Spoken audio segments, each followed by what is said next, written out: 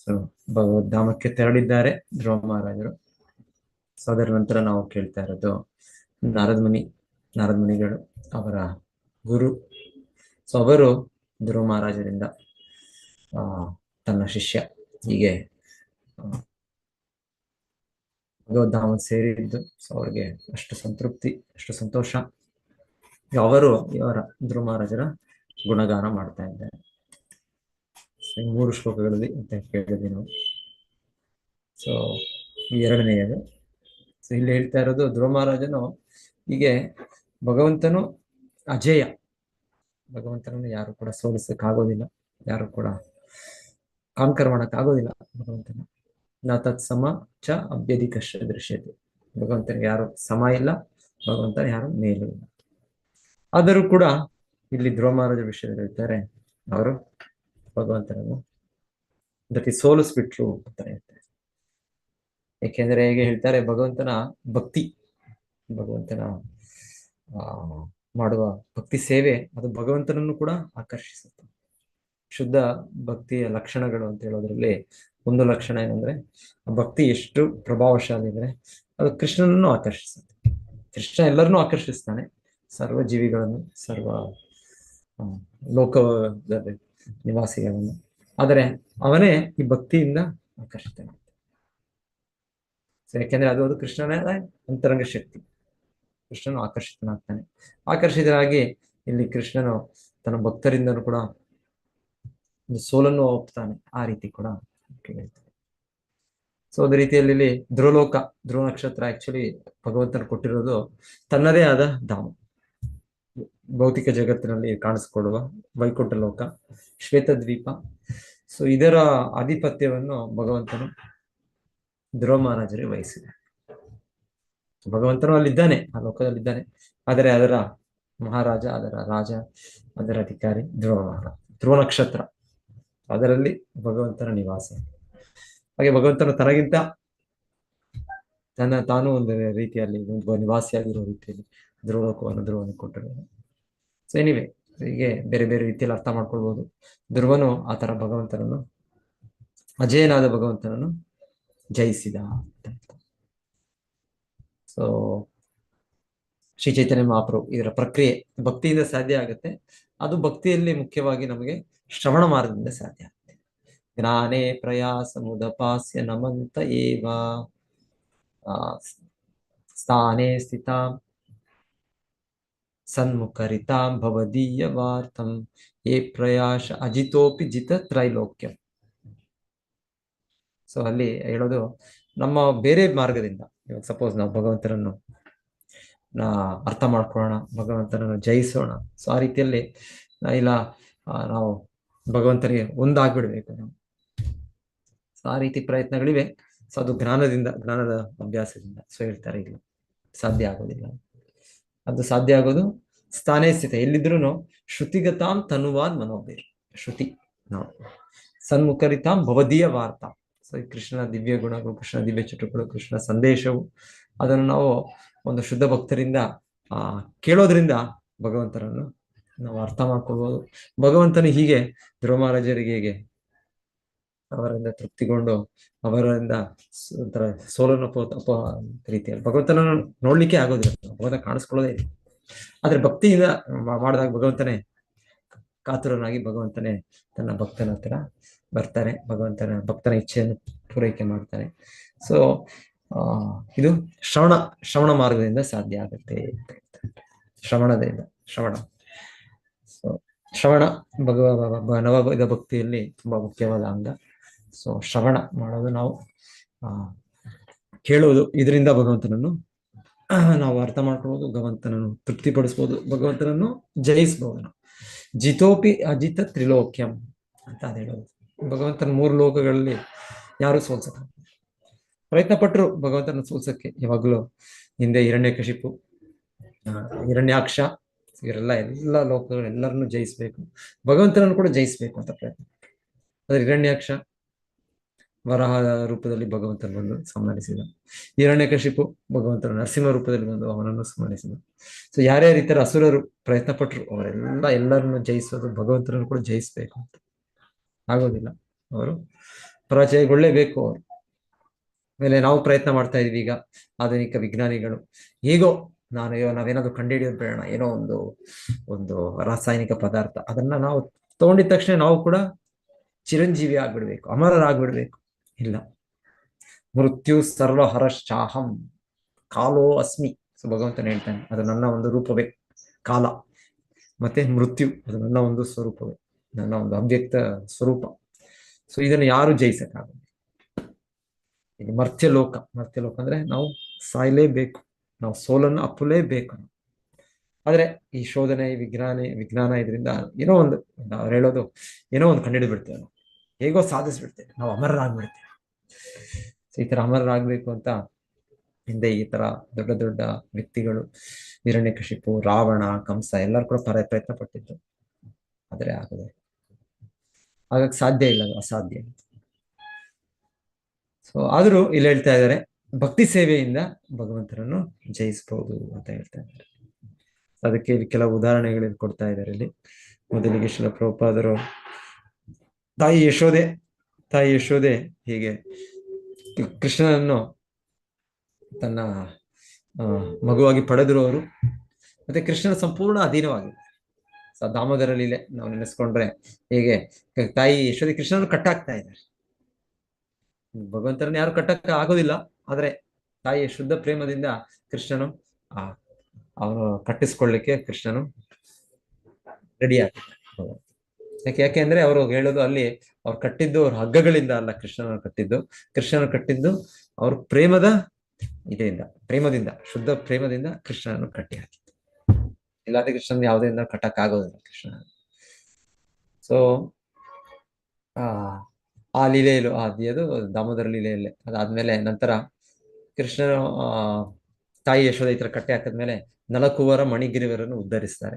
So ಉದ್ಧರಿಸೋ ಸನ್ನಿವೇಶದಲ್ಲಿ ಆ 2 ಮರಗಳಿರ್ತವೆ, ಆಮೇಲೆ ದೊಡ್ಡ ಅರ್ಜುನ ಮರಗಳು. ಸೊ ಕೃಷ್ಣನು ಅದರ ಮಧ್ಯೆ ಇದು ಗ್ರೈಂಡಿಂಗ್ ಮೋಟಾರ್ ಅದನ್ನ ಎಳೆದು ಬಂದು ಭಗವಂತನು 2 ಮರಗಳನ್ನು ಉರುಳಿಸ್ತಾನೆ. ಆ 2 ಮರಗಳಿಂದ ಅವರಿಬ್ಬರು ದೇವತಾ ವ್ಯಕ್ತಿಗಳು ಬರ್ತಾರೆ, ಮಣಿಗ್ರೀವ, ನಲಕುವರ, ಕುಬೇರನ ಮಕ್ಕಳು. ಸೊ ಅವ್ರು ಬಂದು ಅವರ ಇದು ಶಾಪದಿಂದ ವಿಮೋಚನೆ ಆಗುತ್ತೆ. ಸೊ ಅವರು ಕೂಡ ಭಗವಂತನಿಗೆ ಪ್ರಾರ್ಥನೆಗಳು ಅರ್ಪಿಸ್ತಾರೆ. ನಂತರ ಆ ಶಬ್ದ ಕೇಳಿ ಎಲ್ಲರೂ ಬರ್ತಾರೆ. ಸ್ವಲ್ಪ ಸಮಯ ಹತ್ತಿರದಲ್ಲಿ ಇರ್ತಾರೇನೋ ಅಂತ ಅನ್ಸುತ್ತೆ, ಸ್ವಲ್ಪ ದೂರದಲ್ಲಿ. ಸೊ ದೂರದಿಂದ ಬರುವಷ್ಟು ಸ್ವಲ್ಪ ಸಮಯ ಆಗುತ್ತೇನೋ. ಬರುವಷ್ಟರಲ್ಲಿ ಅವರು ಕೂಡ ಅದೃಶ್ಯರಾಗ್ತಾರೆ, ಆ ದೇವತೆಗಳು. ಸೊ ನಂತರ ಅವ್ರು ಬಂದು ಇದು ಹೇಗಾಯ್ತು. ಸೊ ಹೇಳ್ತಾರೆ, ಅಲ್ಲಿರೋ ಮಕ್ಕಳು ಸ್ವಲ್ಪ ಜನ, ಯಾರೋ ಹಾಡೋ ಮಕ್ಕಳು ಹೇಳ್ತಾರೆ, ಇಲ್ಲ ಇದು ಕೃಷ್ಣನೇ ಮಾಡಿದ್ದು. ಕೃಷ್ಣನೇ ಈ ರೀತಿ ಆ 2 ಮರಗಳ ಮಧ್ಯೆ ಆ ಹೊರಳಿ ಇದನ್ನು ತಂದು ಅದನ್ನು ಬೀಳೋ ತರ ಮಾಡಿದ್ದು. ಸೊ ಆದ್ರೆ ಹೇಳ್ತಾರೆ, ಅವ್ರ ನಂಬಿಕೆ ಇಲ್ಲ. ಮತ್ತೆ ಕೆಲವರು ಹೇಳ್ತಾರೆ, ಇರ್ಬೋದು ಕೃಷ್ಣನು ನಂದ ಮಹಾರಾಜನಿಗೆ ನಿನ್ನ ಮಗ ಅಸಾಧಾರಣವಾದವನು, ಸೊ ಮಾಡಿರ್ಬೋದೇನೋ. ಆದ್ರೂ ಕೂಡ ಹೆಚ್ಚು ಕಡಿಮೆ ನಂಬೋದಿಲ್ಲ ಎಲ್ಲರೂ. ಆಮೇಲೆ ಕೊನೆಗೆ ಕೃಷ್ಣನ ಕರ್ಕೊಂಡು ಹೋಗ್ತಾರೆ ಗೋಪಿಕೆಯರು.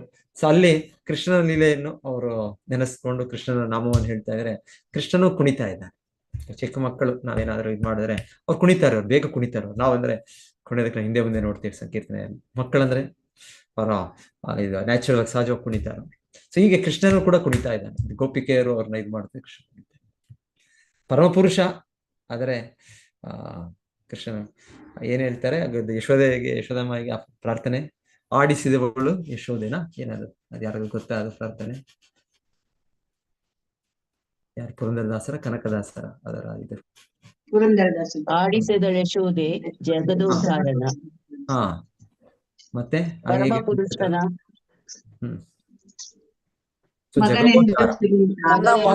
ತನ್ನ ಮಗನೆಂದು ತಿಳಿದು ಆಡಿಸಿದಳು ಯಶೋದೆ. ಸೊ ಜಗದೋದ್ಧಾರ. ಆದರೆ ಇಲ್ಲಿ ನೋಡಿದ್ರೆ ತಾಯಿ ಯಶೋದೆಗೆ ಅವನೊಂದು ಆಟದ ಬೊಂಬೆ.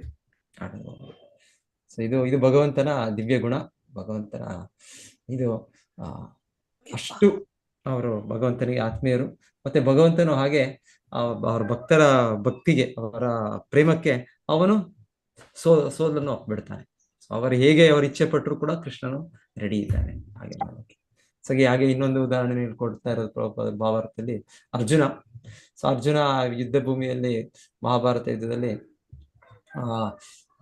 ಸೇನೆಯೋರ್ ಉಭಯೋರ್ ಮಧ್ಯೆ ರಥಂ ಸ್ಥಾಪೆ ಮೇ ಅಚ್ಯುತ. ಸೊ ಅರ್ಜುನನ್ ಗೊತ್ತು ಕೃಷ್ಣನು ಅಚ್ಯುತ. ಅಚ್ಯುತ ಅಂದ್ರೆ ಅವನು ಚ್ಯುತನಾಗೋದಿಲ್ಲ, ಅವನು ಪರಮ ಪುರುಷನು. ನಾವೆಲ್ಲರೂ ಚ್ಯುತರಾಗ್ತೇವೆ ಭೌತಿಕ ಜಗತ್ತಿನ ಮಾಯೆ ಪ್ರಭಾವದಲ್ಲೋ, ಮತ್ತೆ ಬದ್ಧ ಜೀವಿಗಳು. ಅದೇ ಕೃಷ್ಣನು ಯಾವತ್ತೂ ಕೂಡ ಅಚ್ಯುತ. ಕೃಷ್ಣ ಆದರೆ ಅವ್ರ ಇನ್ನೊಂದು ಅರ್ಥ ಅಲ್ಲಿ ಅಚ್ಯುತ ಅಂದ್ರೆ ಅವನ ಮಾತನ್ನು ಕೂಡ ಕೃಷ್ಣನು ಬಿಡೋದಿಲ್ಲ. ಕೃಷ್ಣ ಅರ್ಜುನನ್ ಮಾತು ಕೊಟ್ಟಿದ್ದಾನೆ, ನಾನು ನಿನ್ನ ಸಾರಥಿ ಆಗ್ತೇನೆ ಅಂತ, ಪಾರ್ಥ ಸಾರಥಿ. ಸೊ ಹಾಗೆ ಕೃಷ್ಣನು ನನ್ನ ಎಲ್ಲ ಮಾತುಗಳನ್ನು, ನನ್ನ ಆದೇಶಗಳನ್ನು ಪೂರೈಕೆ ಮಾಡ್ತಾನೆ. ಹಾಗೆ ಅವ್ರು ಹೇಳ್ತಾ ಇರೋದು, ಓ ಅಚ್ಯುತನೇ, ಓ ಕೃಷ್ಣನೇ, ಈ ಎರಡು ಸೈನ್ಯದ ಮಧ್ಯೆ ನನ್ನ ರಥವನ್ನು ಇಡು. ಸೊ ಈ ಆದೇಶ ಅರ್ಜುನನು ಆದೇಶ ಕೊಡ್ತಾ ಇದ್ದಾರೆ. ಸೊ ಕೃಷ್ಣನು ಫಾಲೋ ಮಾಡ್ತಾ ಇದ್ದಾರೆ. ಫಾಲೋ ಮಾಡೋದಂದ್ರೆ ಸೇವಕರು ಫಾಲೋ ಮಾಡೋದು. ಒಡೆಯ ಯಾರೇನ್ ಹೇಳ್ತಾರೆ, ಮಾಲೀಕರು ಹೇಳ್ತಾರೆ, ಅದು ಸೇವಕರು ಮಾಡೋದು. ಸೊ ಇಲ್ಲಿ ಕೃಷ್ಣನು ಇಲ್ಲಿ ಆಗಿದ್ದಾರೆ. ಸೊ ಈಗ ಇಲ್ಲಿ ಪ್ರಭುಪಾದರು ಹೇಳ್ತಾ ಇರೋದು, ಇಲ್ಲಿ ಭಕ್ತರು ಭಗವಂತನನ್ನು ಜಯಿಸುತ್ತಾರೆ. ತಮ್ಮ ಪ್ರೇಮದಿಂದ, ಭಕ್ತಿಯಿಂದ, ದಿವ್ಯ ಗುಣಗಳಿಂದ ಭಗವಂತನನ್ನು ಸೋಲಿಸ್ತಾರೆ. ಭಗವಂತನು ಅವರಿಗೆ ಅಧೀನರಾಗ್ತಾನೆ ಅಂತ ಹೇಳ್ತಾರೆ. ಹಾಗೆ ಇನ್ನೊಂದು ಕೂಡ ಇಲ್ಲಿ ಹೇಳ್ತಾ ಇರೋದು, ಈ ರೀತಿ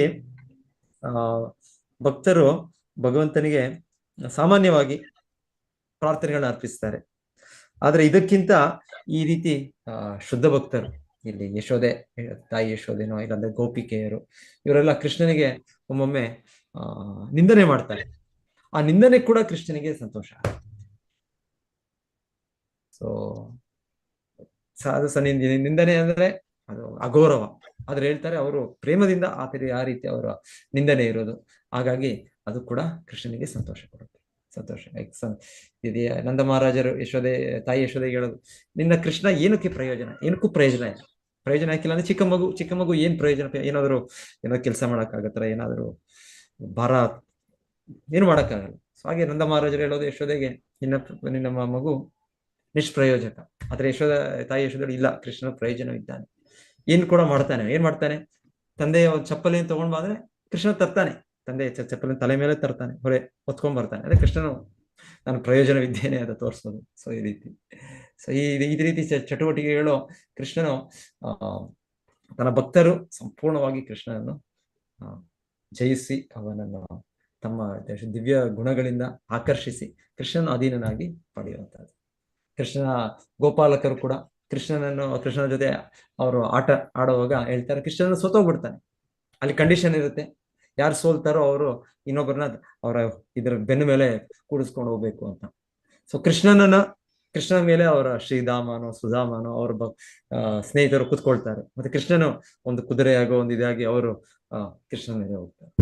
ಸೊ ಇದೆಲ್ಲ ಕೃಷ್ಣನ ದಿವ್ಯ ಗುಣ, ಅವನ ಭಕ್ತವತ್ಸಲ. ವಿಶೇಷವಾಗಿ ಕೃಷ್ಣನು ಈ ರೀತಿ ಕೃಷ್ಣ ರೂಪದಲ್ಲಿ ತೋರಿಸೋದು. ನಾರಾಯಣ ರೂಪದಲ್ಲೂ ಇದ್ದಾನೆ ಭಗವಂತನು, ಈ ರೀತಿ ತೋರಿಸ್ತಾನೆ, ಇಲ್ಲ ಅಂತಲ್ಲ. ಆದ್ರೆ ಇನ್ನ ಆತ್ಮೀಯವಾಗಿ ಹೆಚ್ಚಾಗಿ ಭಗವಂತನು ಅವನು ಈ ಕೃಷ್ಣ ಬಲರಾಮನ ರೂಪದಲ್ಲಿ ಈ ರೀತಿ ಚಟುವಟಿಕೆಗಳು ಭಗವಂತನು ತೋರಿಸುವಂಥದ್ದು. ಸೊ ಯಾರಿಗಾದ್ರೂ ಇನ್ನ ಈ ರೀತಿ ಏನೋ ಉದಾಹರಣೆಗಳು ನೆನಪು ಬಂದ್ರೆ ಶೇರ್ ಮಾಡಿ ಹೇಳಿ. ಇಲ್ಲಿ ಕೃಷ್ಣನು ತನ್ನ ಭಕ್ತರಿಂದ ಅವರು ಜಯಿಸ್ಬಿಟ್ಟಿದ್ದ. ಇಲ್ಲ ಅಂದ್ರೆ ಸಾಮಾನ್ಯವಾಗಿ ಈ ಮಾಯಾ ಪ್ರಭುಪಾದ ಅದು ಕೂಡ ಹೇಳ್ತಾರೆ, ಬ್ರಹ್ಮವಾದಿಗಳು, ಅದ್ವೈತವಾದಿಗಳು ಅವರು ಭಗವಂತನಿಗೆ ಒಂದಾಗ್ಬೇಕು ಅಂತ ಪ್ರಯತ್ನ ಪಡ್ತಾರೆ. ನಾವು ಭಗವಂತನಿಗೆ ಲೀನರಾಗ್ಬೇಕು, ಬ್ರಹ್ಮಜ್ಯೋತಿಗೆ ಲೀನರಾಗ್ಬೇಕು. ಆದ್ರೆ ಭಕ್ತನಾದವರು ಭಗವಂತನಿಗಿಂತ ಮೇಲಾಗ್ತಾರೆ ಅಂತ ಹೇಳ್ತಾರೆ. ಯಾಕಂದ್ರೆ ಇಲ್ಲಿ ವಸುದೇವ, ದೇವಕಿ, ಯಶೋಧ, ನಂದ ಮಹಾರಾಜರು ಇವರು ಭಗವಂತನ ತಂದೆ ಆಗ್ಬಿಟ್ಟಿದ್ದಾರೆ, ತಾಯಿ ಆಗ್ಬಿಟ್ಟಿದ್ದಾರೆ. ತಂದೆ ತಾಯಿ ಸ್ಥಾನ ಡೆಫಿನೆಟ್ಲಿ ಮೇಲೆ, ಮಕ್ಕಳ ಸ್ಥಾನ ಕೆಳಗೆ. ಸೊ ಆ ರೀತಿಯಲ್ಲಿ ಭಕ್ತರಾದವರು ಭಗವಂತನಿಗಿಂತ ಮೇಲಾಗ್ತಾರೆ, ದೊಡ್ಡದಾಗ್ತಾರೆ, ದೊಡ್ಡವರಾಗ್ತಾರೆ. ಭಗವಂತ ಇಲ್ಲ, ಭಗವಂತನಿಗೆ ದೊಡ್ಡವರು ಯಾರು ಆಗೋದಿಲ್ಲ, ಭಗವಂತನೇ ಎಲ್ಲರಿಗಿಂತ ದೊಡ್ಡವನು. ಆದರೂ ಭಗವಂತನು ತನ್ನ ಭಕ್ತರಿಗೆ ಆ ರೀತಿ ಅಧೀನನಾಗ್ತಾನೆ.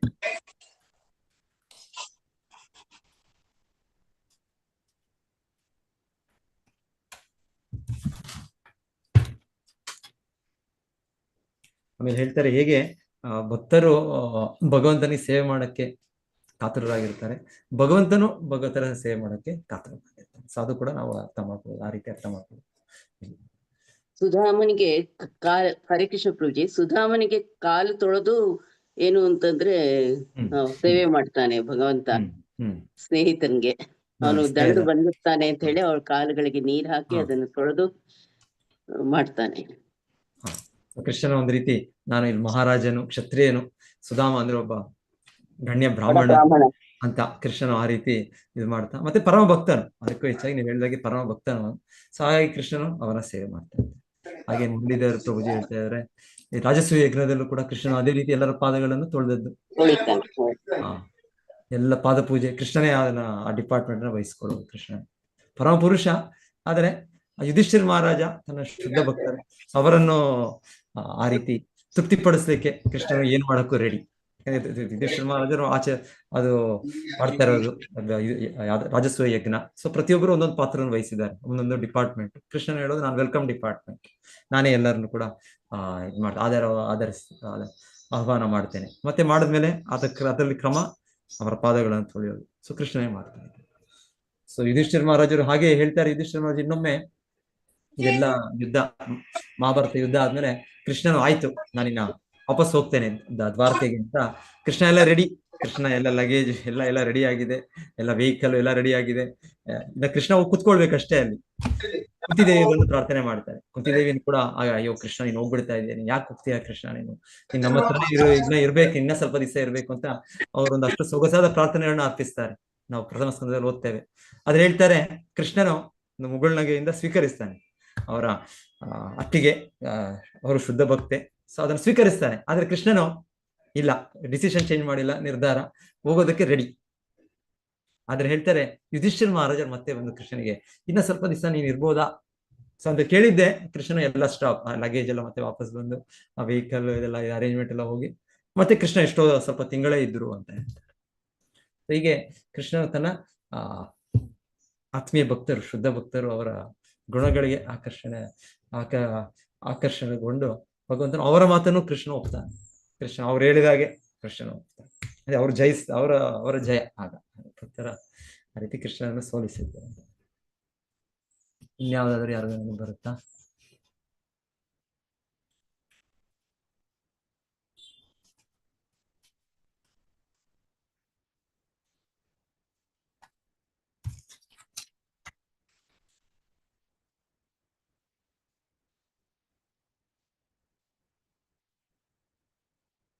ಇಲ್ಲೂ ಕೂಡ ಹೇಳ್ತಾರೆ ಶ್ರೀಲರಾಜ ಪ್ರಭುಪಾದರು ಸಾಕ್ಷಿ ಗೋಪಾಲ, ನೀವು ಅದು ಸ್ಟೋರಿ ಕೇಳಿದಾಗ ಅದರಲ್ಲಿ ಮೊದಲಿಗೆ ಅವರಿಬ್ಬರು ಬ್ರಾಹ್ಮಣರು, ಒಬ್ಬ ವೃದ್ಧ ಬ್ರಾಹ್ಮಣ ಮತ್ತೆ ಯುವಕ, ಅವರಿಬ್ರು ಹೋಗ್ತಾರೆ ವೃಂದಾವನಕ್ಕೆ. ಮತ್ತೆ ವಾಪಸ್ ಬಂದ್ಮೇಲೆ ಅಲ್ಲಿ ಅವರು ವೃದ್ಧ ಬ್ರಾಹ್ಮಣ ಮಾತು ಕೊಟ್ಟಿರ್ತಾರೆ, ನನ್ನ ಮಗಳನ್ನು ನಿನಗೆ ಮದುವೆ ಮಾಡಿಸ್ಕೊಡ್ತೇನೆ ಅಂತ. ಆದರೆ ಮನೆಗೆ ಬಂದ್ಮೇಲೆ ಆಗೋದಿಲ್ಲ, ಯಾಕಂದ್ರೆ ಇವರು ಒಬ್ಬ ದೊಡ್ಡ ಶ್ರೀಮಂತರು, ವಿದ್ಯಾವಂತರು. ಇದು ಯುವಕವನು ಅಷ್ಟಿಲ್ಲ, ಶ್ರೀಮಂತಿಕೆನೂ ಇಲ್ಲ, ಅಷ್ಟು ವಿದ್ಯೆನೂ ಇಲ್ಲ. ಸೊ ಹಾಗೆ ಅದು ಆಗೋದಿಲ್ಲ.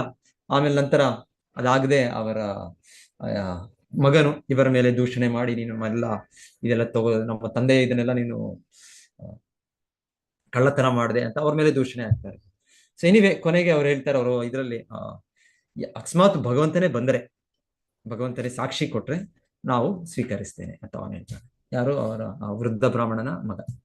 ಸೊ ಹಾಗೆ ಆ ಯುವಕ ಬ್ರಾಹ್ಮಣನ ಹೋಗ್ತಾನೆ ವೃಂದಾವನಕ್ಕೆ. ಹೋಗಿ ಅಲ್ಲಿ ಗೋಪಾಲ ಮೂರ್ತಿ ಯಾರಿದ್ರು ಇವರಾಗ್ಲೇ ಸಾಕ್ಷಿಯಾಗಿ ಬಾ ನೀನು ಅಂತ, ನೀನೇ ಸಾಕ್ಷಿ ಅಂತ ಹೇಳಿರ್ತಾರೆ. ಸೊ ಅಲ್ಲಿ ಹೇಳುವಾಗ ಹೇಳ್ತಾರೆ ಈ ಶುದ್ಧ ಭಕ್ತ ಆ ಯುವಕ ಬ್ರಾಹ್ಮಣನು. ಸೊ ಹಾಗೆ ಅವನು ಪ್ರಾರ್ಥನೆ ಮಾಡಿದ್ದು ಭಗವಂತನಿಗೆ, ನೀನ್ ಬರ್ಬೇಕೀಗ, ನೀನು ಸಾಕ್ಷಿ, ನಿನ್ನ ಎದುರೇ ಅವ್ರ ಮಾತು ಕೊಟ್ಟಿದ್ದು. ಆ ವೃದ್ಧ ಬ್ರಾಹ್ಮಣನ ಮಾತನ್ನು ಮೇಲಿಡಬೇಕು ಅವರು, ಅದಕ್ಕೋಸ್ಕರ ಇವ್ರು ಬರೋದು ಹೇಳ್ತಾರೆ. ಅವ್ರಿಗೂ ಗೊತ್ತು ಇಬ್ಬರು ಶುದ್ಧ ಭಕ್ತರು, ಅದ್ರ ಸನ್ನಿವೇಶ ಆಗಿದೆ. ಹಾಗೆ ಅವ್ರ ಮಗನೇ ಇರ್ತಾನೆ, ಅವ್ರೇನಾದ್ರು ನೀವು ನನ್ನ ತಂಗಿಯನ್ನು ಅವರಿಗೆ ಮದುವೆ ಮಾಡ್ಕೊಟ್ರೆ ನಾವು ಅವನು ಹೇಳೋದು ಇಲ್ಲ, ಅವ್ರ ತಾಯಿ ಹೇಳೋದು, ಏನಿವೆ ನಾವು ನಮ್ಮ ದೇಹ ತ್ಯಾಗ ಮಾಡ್ಬಿಡ್ತೇವೆ, ಸುಸೈಡ್ ಮಾಡ್ಕೊಂಡ್ಬಿಡ್ತೇವೆ.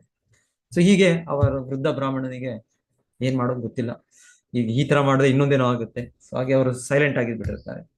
ಸೊ ಈ ಯುವಕ ಬ್ರಾಹ್ಮಣನು ಆ ಭಗವಂತನ ಹತ್ರ ಹೋದಾಗ, ಆ ಗೋಪಾಲ ಮೂರ್ತಿ ವೃಂದಾವನ ಹತ್ರ ಹೋದಾಗ ಅವ್ರು ಹೇಳ್ತಾರೆ, ಈ ತರ ನೀವು ಸಾಕ್ಷಿಯಾಗಿ ಬರ್ಬೇಕು. ಸೊ ಆಗ ಭಗವಂತನು ಗೋಪಾಲ ಮೂರ್ತಿ ಹೇಳೋದು, ಹೇಗೆ ಸಾಧ್ಯ, ನಾನು ಒಂದು ಕಲ್ಲು, ಭಗವಂತನು ಅರ್ಚಾಮೂರ್ತಿ, ಅವನು ಆ ಕಲ್ಲಿನ ರೂಪದಲ್ಲಿ ಅವನು ಇರೋದು, ಅವನು ಆ ವಿಗ್ರಹ. ಸೊ ನಾನು ಹೇಗೆ ಬರೋಕ್ಕೆ ಸಾಧ್ಯ? ಸೊ ಆಗ ಹೇಳ್ತಾರೆ, ಇವರು ಹೇಳೋದು, ಆ ಭಕ್ತನ ಹೇಳೋದು, ನೀನು ಕಲ್ಲಾಗಿದ್ರು ಕಲ್ಲಲ್ಲ, ನೀನು ಸಾಕ್ಷಾತ್ ನಂದ ಮಹಾರಾಜನ ಮಗ. ಸೊ ನೀನು ಕಲ್ಲಾಗಿ ಮಾತಾಡ್ತಿದ್ಯಾ ಅಂದ್ರೆ ನೀನು ನಡಿಲೂಬಹುದು ನೀನು. ಸೊ ಆ ರೀತಿಯಲ್ಲಿ ಹೇಳ್ತಾರೆ, ಒಂದು ಲಾಜಿಕ್ ಆರ್ಗ್ಯುಮೆಂಟ್ ವಾದದಲ್ಲಿ ಅವರು ಭಗವಂತನನ್ನು ಸೋಲಿಸ್ತಾರೆ. ಭಗವಂತನ ಮಾತಾಡೋದಿಲ್ಲ, ನಮಗೆ ಶುದ್ಧ ಭಕ್ತರಿಗೆ ಈ ರೀತಿ ಮಾತಾಡ್ತಾನೆ. ಸೊ ಹಾಗೆ ಅವರು, ನೀನು ಮಾತಾಡಿದ್ರೆ, ನೀನು ಈ ತರ ಕಲ್ಲಿನ ರೂಪದಲ್ಲಿ ನೀನು ಮಾತಾಡಿದ್ರೆ, ಕಲ್ಲಿನ ರೂಪದಲ್ಲಿ ನೀನು ಚಲನೆ ಕೂಡ ಮಾಡ್ಬೋದು ನೀನು. ಸಾಧು ಪ್ರಭುಪಾದರು ಹೇಳ್ತಾರೆ, ಈ ತರ ಮಾತಿನಲ್ಲಿ ಅವರ ಭಕ್ತನ ಜಯವಾಯಿತು. ಮತ್ತೆ ಭಕ್ತನ ಇದನ್ನು ಮೇಲಿಡ್ಲಿಕ್ಕೆ ಭಗವಂತನು ಆ ಗೋಪಾಲ ಮೂರ್ತಿ ಬೃಂದಾವನದಿಂದ ಇಲ್ಲಿ ಅದರಲ್ಲಿ ವಿದ್ಯಾನಗರ ಒರಿಸ್ಸಾ ಆ ಥರವರೆಗೂ ಅಲ್ಲಿಂದ ನಡ್ಕೊಂಡು ಬಂದದ್ದು ಭಗವಂತ. ಸೊ ಏನಿದೆ, ಇದು ಭಗವಂತನ ದಿವ್ಯ ಸ್ಥಿತಿ. ಭಗವಂತನು ಯಾರು ಸೋಲ್ಸಿಕ್ ಆಗೋದಿಲ್ಲ, ಆದ್ರೆ ಅವನ ಭಕ್ತರು ಅವನ್ನ ಸೋಲಿಸ್ತಾರೆ. ಅವನ ಮಾತಿನಲ್ಲಿ, ಅವನ ಇನ್ನೊಂದರಲ್ಲಿ ಅವನ್ನ ಸೋಲಿಸ್ಬೋದು.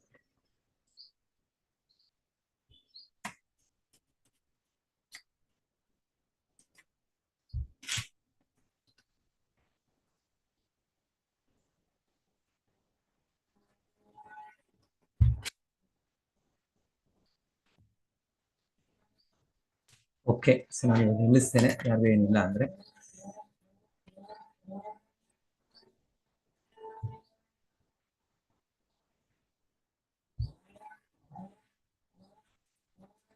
ನಂತರ ಹರೇ ಕೃಷ್ಣ ಪ್ರಭುಜಿ, ಧನ್ಯವಾದಗಳು. ಶಿಲ ಪ್ರಭುಪಾದ ಕಿ ಜೈ. ಧನ್ಯವಾದಗಳು ಮಾತಾಡಿ. ಪಾಂಚ ಕಲ್ಪತರು ದುಷ್ಟ ಕೃಪಾ ಸಿಂಧು ದೇವಚ ಪತಿತನಾಂ ಪಾವನೇಭ್ಯೋ ವೈಷ್ಣವೇಭ್ಯೋ ನಮೋ ನಮಃ. ಧನ್ಯವಾದಗಳು ಪ್ರಭುಜಿ.